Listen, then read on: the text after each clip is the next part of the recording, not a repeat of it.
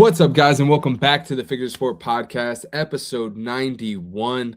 Guys, I'm super excited for today's episode.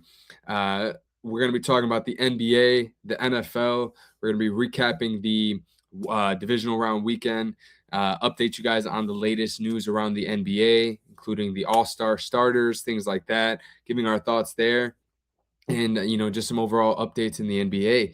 And, the biggest thing here, you guys know that before we start every single episode, I always ask you guys to do me one quick favor. So do me a favor, go ahead and like this video, subscribe to the channel, and then also make sure that you're sharing this video and the channel with your friends, family, coworkers. Doesn't matter. Just make sure that you're sharing this content with everybody you know. We are so close to finally hitting 100 subscribers, guys. I can almost taste it. So I would really appreciate every single one of you guys doing me the huge favor and getting this content out to every single person you know. The sooner we hit 100 subscribers, the better. That is the goal. Hopefully we can maybe do it by the end of January. That would be awesome. But also, you guys know that when it comes to not only liking the video here and subscribing to the channel here on YouTube, I would love if you guys followed us on TikTok at Figure Sport Podcast, on Instagram at Figure Sport, and that's where all the content is going to be, all the short form content. So if you don't have 50 minutes to watch this full clip, I know you got 2 minutes to watch those clips. So that is another place for you guys to get all of our content at as well. Link will be in the bio or the description of this video, so make sure that you guys check that out as well. But without any further ado, we are going to jump straight in and we are going to talk about some of the top NBA headlines. There is some big news over the last few days. So the first thing that I want to talk about, something that happened last night, very crazy situation. Jimmy Butler is going to be out for the rest of the season with a torn ACL. Unfortunately, he was facing off against his former team, the Miami Heat, I believe in Golden State.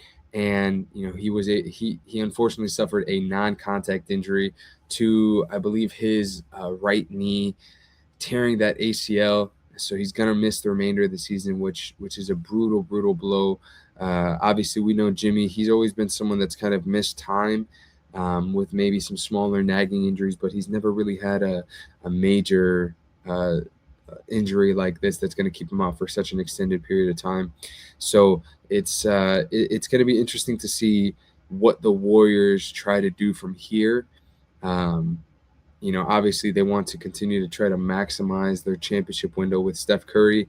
But now with no Jimmy Butler, it just seems like, this season might be a lost cause.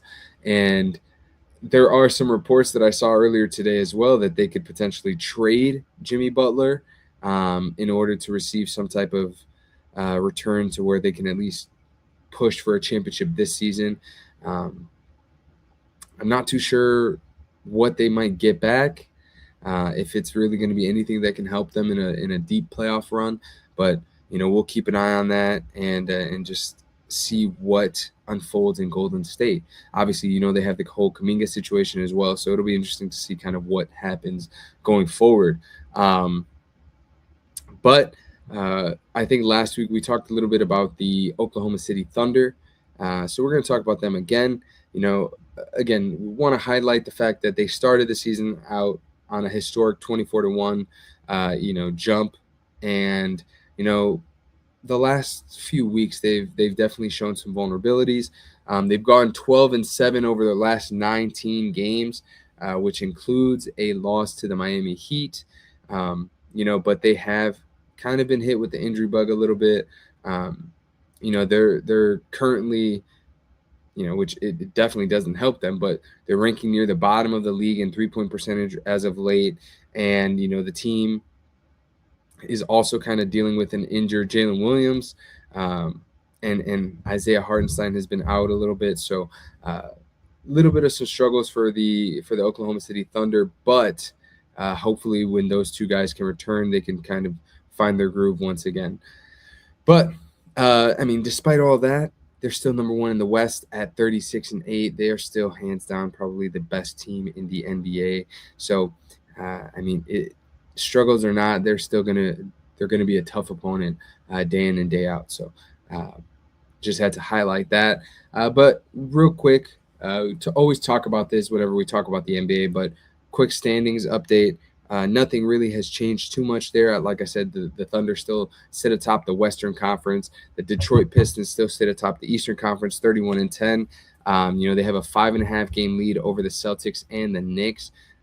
So they are continuing to grow that lead, and it will be interesting to see if the Pistons end up adding at the trade deadline to kind of really solidify their position here in the Eastern Conference. That'll be fun to see. And I believe the trade deadline is in early February, so we are just a couple weeks away from potentially some big changes in the NBA. So that'll be a fun one to see. Now, we're going to talk a little bit about the Chicago Bulls, because obviously this team started out 5-0 or something like that, and people kind of got their hopes up, and myself included. Hey, maybe this is, obviously it wasn't thinking championship or anything like that, but maybe this is going to be a fun season for the Chicago Bulls. But they've kind of fallen back into where they belong, which is kind of in the middle of the pack, towards probably the lower part of the Eastern Conference, a play-in team, not a playoff team, but a play-in team. And the thing is with the Chicago Bulls, they, over the last few seasons, they have yet to pick a definitive direction on what they want to do. Do they want to try and compete for a championship, go to the playoffs, whatever the case is, or do you set your goal as, we're going to be a team that maybe we're not going to be good for a season or two, try to stockpile some draft picks and some assets, and then develop your young talent, and in a couple of seasons really try to put in the right pieces around those young players and try to then make a playoff push. They have yet to do that. I mean, obviously, you see that they drafted, Buzelis, the young kid from Chicago, a couple years ago, but, still having guys like, Nikola Vucevic, Kobe White, Josh Giddey, like some of these guys that can definitely help you win games, but there's just no true direction with that team. So there's going to be a lot of pressure on the front office to finally have to pick a direction on what they want to do. So it's gonna be interesting to see kind of what ends up happening with the Chicago Bulls team. But next up, I want to highlight that the 2026 All-Star starters have been revealed. And in the Eastern Conference starters, we've got Giannis, Jalen Brunson, Tyrese Maxey, Cade Cunningham, and Jaylen Brown. And then in the Western Conference, you've got Nikola Jokic, Luka Doncic, Shai Gilgeous-Alexander, Steph Curry, and Victor Wembanyama. And what's going to be crazy to me is the fact that when it comes to this year, it's a different setup. Right, it's the USA versus the world, so it's just kind of confusing in a sense this year how they're going to be doing things. If I'm not mistaken, I want to confirm how this setup is going to be exactly. So give me 1 second. But if I'm not mistaken, there's 3 teams or something like that, and let's see. I have it pulled up right here. So yeah, so it is a new format with 2 U.S. teams, 1 international team competing in a round-robin tournament of 12-minute games. So there's 12 initial All-Stars picked per conference, including the 10 players who I just said. And then they'll also get 7 reserves. The reserves are going to be named probably next week, I believe. And yeah, so 3 teams, 2 USA teams, 1 world team, 12-minute quarters, and then so I guess it'll be interesting to see. The All-Star game has gone downhill over the last couple of years. It has really kind of just become like the dunk and 3-point contest in one, basically. I really did kind of enjoy when they had the 24 points thing in the fourth quarter where there was like no time. You just have to add the 24 to the score and reach that target goal. I personally enjoyed that because I felt like at least they started playing some type of defense to try to win the game. And it was kind of like a nod to Kobe with, the point total and stuff like that. So I kind of enjoyed that one, but I just think the NBA definitely has to do something to try to enhance All-Star Weekend. Obviously it's crazy because growing up as a kid, the dunk contest was always like my favorite thing to watch during the All-Star, weekend festivities in the NBA. And now I feel like I genuinely feel like it's the 3-point contest. Like the All-Star game is boring. The dunk contest is boring. The 3-point contest is probably like the most exciting thing at this point, right? So hopefully this year can the All-Star Games, new format can grab the attention of people, and hopefully it's a hit, but we shall see. But I do want to talk about the fact that some snubs or some players that necessarily weren't, maybe not snubs, but um, did not make the starting lineup, and just some stories behind that. So one of them is Donovan Mitchell, who finished fifth in the total weighted score, I guess, but missed a starting spot due to a tie-breaking fan vote. So he will not be a starter in the Eastern Conference for that. And then LeBron James, for the first time since I believe 2005, is not going to be a starter in the All-Star game. Crazy, just thought that like LeBron has been a starter in 20 plus like all-star games in a row. Um, it's wild to me, but obviously he missed a lot of time with the injury early in the season and started slow when he came back. So doesn't really surprise me, but I guess the next question is, does he make it as a reserve? That'll be interesting to see.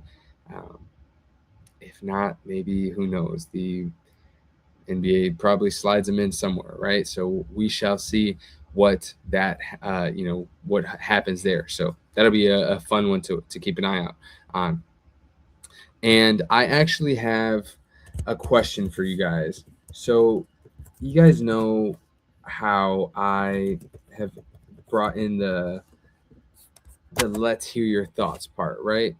Now, let me tell you, when it comes to this, I really am interested in hearing your guys' thoughts on this, because this one is something. So let's hear your thoughts.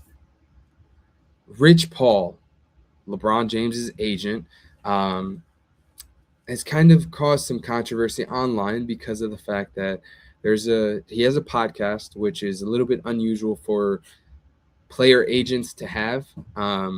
Usually you see, sports analysts, people like myself, players even have podcasts where they talk about stuff. But hearing a player agent have a podcast and then in that same podcast talk about who the Los Angeles Lakers should be trading. If you haven't seen it, he talks about the Lakers possibly targeting a guy like Jaren Jackson Jr. And trading Austin Reeves to the Memphis Grizzlies to help with the Lakers and Luka and build around Luka Doncic, and it has sparked some controversy. So I do want to know what you guys think on that situation. Um, what are your thoughts on an agent talking like this, suggesting trades and things like that? I think it's a little messy, personally, myself, but would love to hear what you guys think on that. Now, we're going to jump into Bears talk. Unfortunately, George will not be here. We're going to have to discuss at some point. We'll get something out on the podcast pages about what day you guys think is a good day to drop new episodes, because I think going forward we're going to have to stop the Wednesday drops and change it to another day, just to accommodate everyone's schedule a little bit better. So we'll have to do that. But so unfortunately we won't have George today because some schedule conflicts, but I've still got to talk about the Chicago Bears. And first and foremost, I want to say hats off to the Chicago Bears this season. This was absolutely an incredible, magical run. And, from beginning of the year, to kind of just talking with George in the early episodes of the season, where we just talked about how we wanted to see growth from this organization, and you didn't really have the highest of hopes as far as like making the playoffs and potentially going to the championship game, but just seeing growth and development across this team, right? The offense, the defense, all those things, right? Like just seeing growth and developing Caleb and building a good relationship with Ben Johnson, things like that. But in year one, we were this close from going to the NFC Championship game. Um, Incredible run by Caleb Williams and Ben Johnson, man. I've got to say that. Um, as far as, some people questioning some of the things that Ben Johnson maybe didn't do in the divisional round, such as going for the field goal, which at some points throughout the game, I kind of, did wish that we did. You hired Ben Johnson for being a gutsy play caller, going for it on fourth down, you know, taking those calculated risks, that understanding like, hey, if we don't get points here, it could come back to kind of bite us. Um, or sometimes going for the kill shot when, just to kind of put the icing on the cake kind of thing. There's questions sometimes, right? And I understand that, but that's why you hired Ben Johnson. You gotta praise him. I mean, you can't just praise him when it works and tear him down when it doesn't. So, you live and you die by the decisions of your head coach, and I'm sure, most of the people would say that they're still okay with that. Um, but yeah, man, I mean, incredible run by this team this year. Um, and what's crazy is, realistically, this is probably the worst defense that this team is going to have um, for the next few years. I think we're going to put a lot of resources into this defense and really revamp it and build something that's capable of really helping out the offense um, in the near future. So I'm very excited, but I'm a little sad at the same time, right? Like, definitely could have made the NFC Championship game going to Seattle to face the Seahawks, but um, yes, it would have been a very tough battle.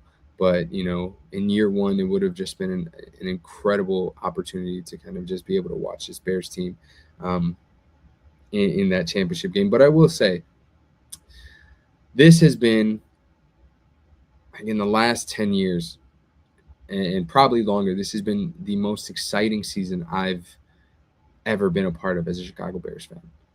Um, you know, it's been magical. The comeback kids, almost had another one, almost had the eighth one under their belt, but um, the comebacks and the excitement, the incredible plays, all the things that went on this year. I got to give my hats off to the Chicago Bears, man. Thank you for bringing good football and a good football team back to Chicago. Um, it was very much needed. Chicago is a Bears town. Chicago is a football town. Um, you know, put your baseball team, preference aside between the Cubs and the Sox, or the Bulls and the Blackhawks. When the Chicago Bears are good and they're winning games, it brings the city together like no other. And it was an incredible thing to see so many people supporting the Chicago Bears this year. Um, Even the bandwagoners will take it. But yeah, just an incredible year, man. And you know, just disappointing ending, I guess, in that sense, because it was so close. And I'm not going to sit here and criticize players, but I just have to give my hats off to the Bears, man. But I do think, maybe I will criticize players a little bit, but I do think that I don't want to call out any players specifically, but I will at least say that going forward, I do hope that this team is fully bought in 24/7. As long as you are on the field, you are bought in and you are locked in, um, giving 110% effort um, on everything. So just want to make that be known. But again, man, when it came down to this Rams game, yeah, Caleb had 3 picks. A lot of people are going to talk a lot about that. But at the end of the day, the defense stepped up big time. Caleb still performed really well. Obviously, that throw by Caleb to Cole Kmet to tie the game at 17, absolutely incredible. One of the greatest throws I've ever seen. Running back 20 plus yards, flat footed, on your back foot. Um, just launching it up there to Cole Kmet for the touchdown. What an incredible play. I've seen so many videos of different angles of that play, and it was incredible, man. Like this was it was hands down one of the best plays I've ever seen. And what's crazy is like in the last 4 weeks or like yeah, maybe 5 weeks, we've seen so many incredible throws by Caleb Williams. Um, it has been special this year, man. But we came so close to beating this Rams team. Uh, the obviously in regulation you could have went for 2, but because of the overtime rules and the guarantee that you have with getting the ball back and things like that, I understand why they didn't. Just tying it up and at least giving yourself some life. Um, and then in overtime, could they have gone for a shorter yard completion? Sure. Um, yeah, I understand that.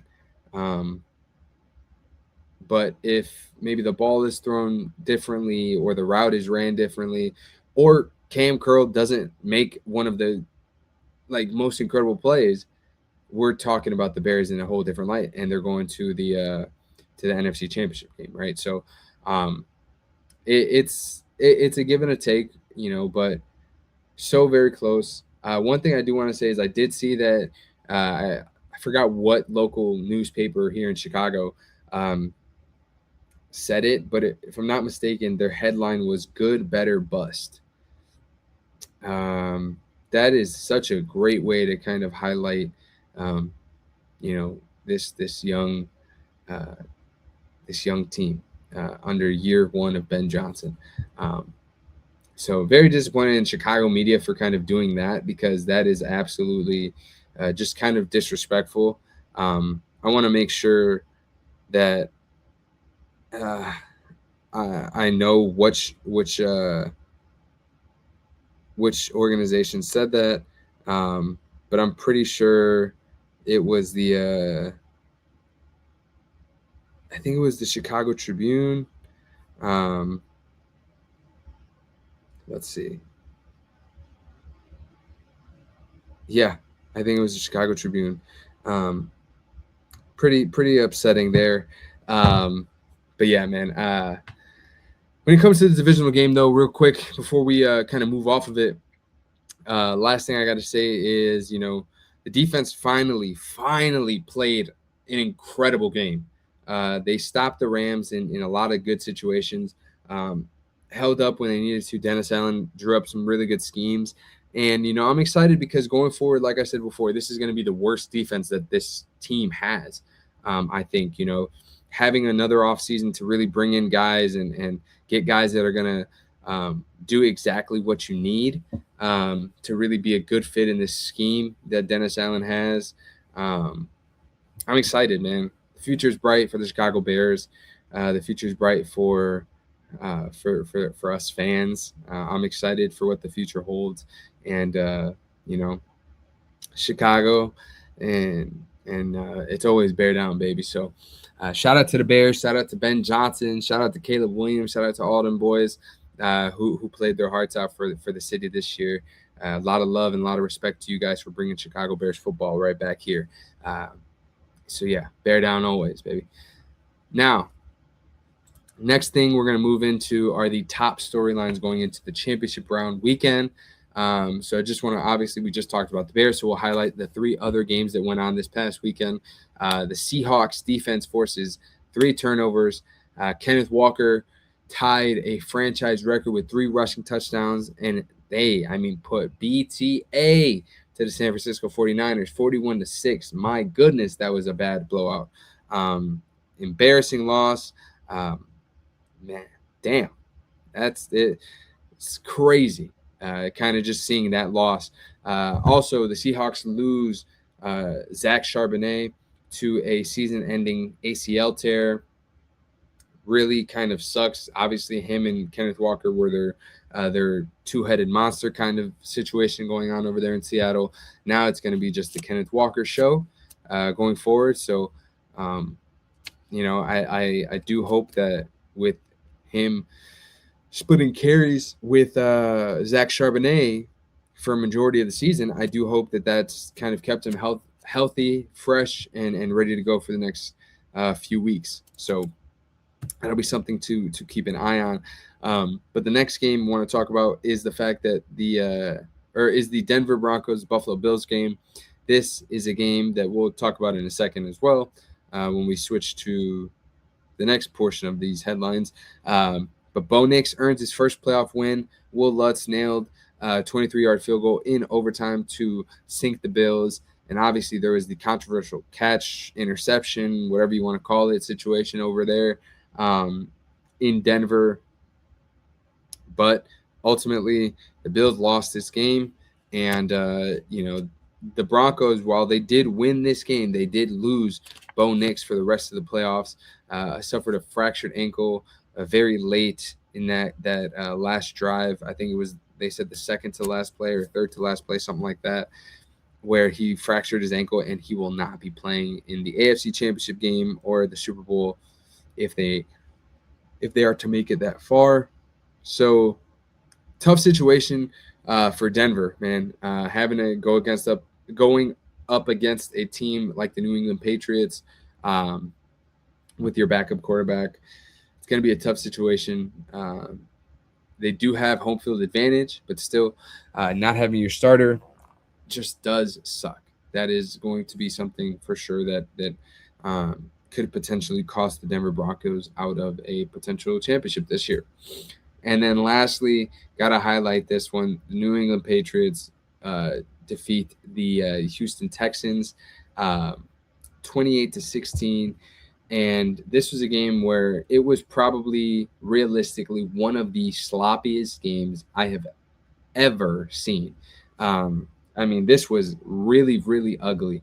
I want to confirm, but there was a total of 8 turnovers in this game, 5 picks, 3 fumbles. New England scored a defensive special teams touchdown.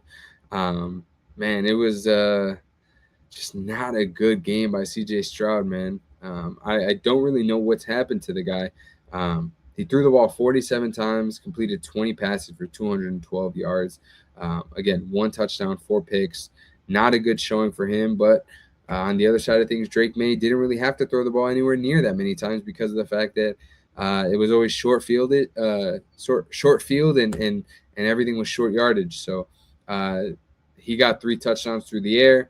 And then, of course, like I said, they did get that defensive touchdown. And, just a very disappointing game by the Houston Texans. George and I both picked them to win this game.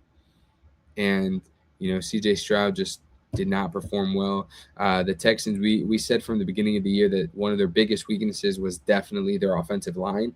And they put a lot of pressure on C.J. Stroud.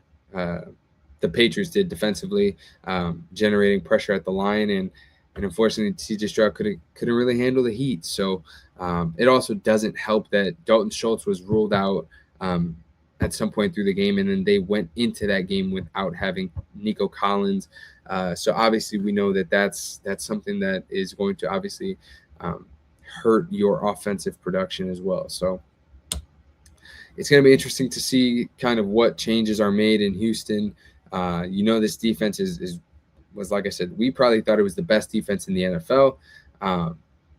But it'll be interesting to see if they make any changes and kind of what they look like going forward. So we'll keep an eye on that. But that's enough of the divisional round stuff. I do want to highlight some coaching hires because we've got some news there. So John Harbaugh was officially hired by the New York Giants. Kevin Stefanski, former Cleveland Browns coach, was hired by the Atlanta Falcons. Robert Saleh, the former New York Jets head coach and now the former San Francisco 49ers defensive coordinator, hired by the Tennessee Titans. And then Packers defensive coordinator Jeff Hafley was hired by the Miami Dolphins to become their new head coach. There's still 6 openings left to be filled: the Raiders, the Browns, the Cardinals, the Ravens, and the Steelers. And lastly, the Buffalo Bills. That loss against the Denver Broncos officially forced Sean McDermott out. The end of an era. And really, the end of an era, the Sean McDermott era. But realistically, I understand. I've seen a lot of mixed emotions on this because of the fact that, it wasn't his fault, right, that they lost necessarily. It really wasn't. This game, I would probably have to say most of the blame for that game would go to Josh Allen. With all of the turnovers that he had, he's been incredible all season long, and then picked the worst game to not be incredible, right? Making the mistakes that he made kind of cost them the game. But, maybe in Buffalo, they just think that it's time to have a new voice. So it'll be interesting to see who they end up deciding as, their new head coach. Obviously, there are some candidates that, could potentially be a really good fit. But if I'm not mistaken, they cannot interview any teams that are playing in the championship round, any of their coordinators or anything like that. So that'll be something that they'll have to wait for until after the Super Bowl, I believe. So be interesting to see kind of who gets, what jobs and how their staffs look. But I would say out of all of these jobs between the Raiders, Browns, Cardinals, Ravens, Steelers, and Bills, clearly the 2 most ideal jobs and jobs that you definitely want to throw your hat in would probably be the Ravens and the Bills. That's just me. So obviously with a guy like Josh Allen and James Cook on the Bills and Lamar Jackson and Derrick Henry on the Ravens, it's kind of got you got some good options there. So it'll be interesting to see who those final 6 openings are filled by. And obviously you guys know that we will keep that covered, and we will let you guys know who gets sent where. Now, real quick, even though George isn't here, playoff predictions keep on rolling. So last week, George and I both picked our 4 games, right? So week 1, I went 6-0 of the playoffs. George went 2-4. Week 2, wow, we went 1-3. That was rough. 1-3 in the second round. We picked the Bills, the Bears, the Texans, and the Seahawks to advance, and that did not happen. The Bills lost, the Bears lost, the Texans lost, and the Seahawks won. So we went 1-3. So I sit at 7-3 through the first 2 rounds. George sits at 3-7. So basically, George just has to hope that he's not going to be able to catch me, but he can at least make it a little bit closer if he catches up a little bit, right? But realistically, I think me and him both agree on this week's prediction. So speaking of that, we're going to jump straight into the playoff predictions. So I'm going to pull up the graphic here. This is the championship round. The New England Patriots and the Denver Broncos are going to face off on the AFC side, and then the Seattle Seahawks and the Rams face off on the NFC side. And this one, especially with no Bo Nix, we're going to go with the Patriots. And then over on the NFC side, man, I'm rolling with the Seahawks. After seeing what they just did to San Francisco, this defense is rolling. They're good, man. They're really good, man. So it's gonna be in Seattle too. I think it's gonna be rocking. I'm gonna go with the Seahawks here on this one. So that lines us up for a Patriots and Seahawks matchup, which is a rematch of many, many years ago. So that'll be very interesting to see who comes out on top if that actually does happen. But those are our predictions for the championship round on both the AFC and the NFC side.